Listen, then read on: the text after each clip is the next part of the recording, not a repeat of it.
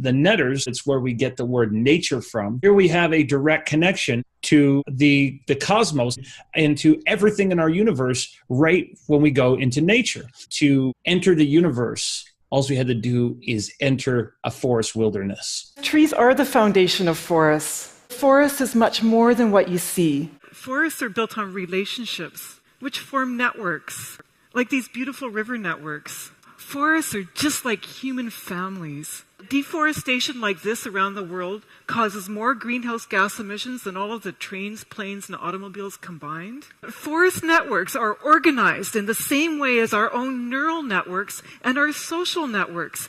The most ancient of these networks is this below-ground fungal network, or mushroom network. All trees in all forests all over the world depend on these mycorrhizas for their very survival. They can't live without them.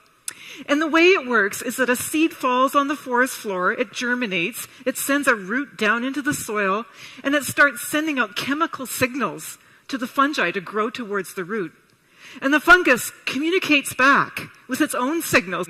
And so by this communication, they grow together into this magical symbiosis. They're both benefiting in this cooperation. As the fungus grows through the soil, it starts linking plant and plant and tree together until the whole forest is linked together. A single tree can be literally linked up to hundreds of other trees, as far as the eye can see.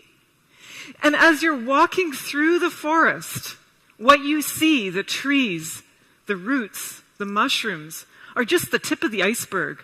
Under a single footstep, there are 300 miles of fungal cells stacked end on end, moving stuff around. All networks are made of nodes and links. In forests, those nodes would be trees and the links fungi.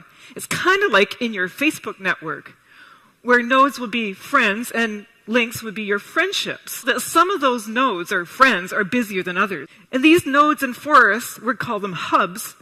They're the big trees in the forest with roots going everywhere. Systems organize around these big old trees. And they fix the carbon in their leaves and they send it down through their massive trunks and into the networks all around them that are linked up to all the other trees and seedlings, the young ones.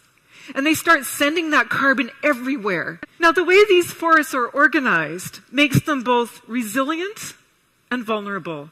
They're resilient because there's many mother trees, and there's many fungal species linking them together. That network is really hard to break. It's pretty darn tough. But of course, we humans have figured out how to do that. And what we do is we take out the mother trees. And maybe taking one out won't make much difference, but when you take more and more and more and clear cut more and more and more, that it can cause the system to collapse and fall down. Our choices we make can lead us towards global health or global sickness. We do have choices. To love the forest, you have to go spend time in it. Go be in the forest, connect with it. Forests are worth saving because you're worth saving. And I believe that together we're all wired for healing.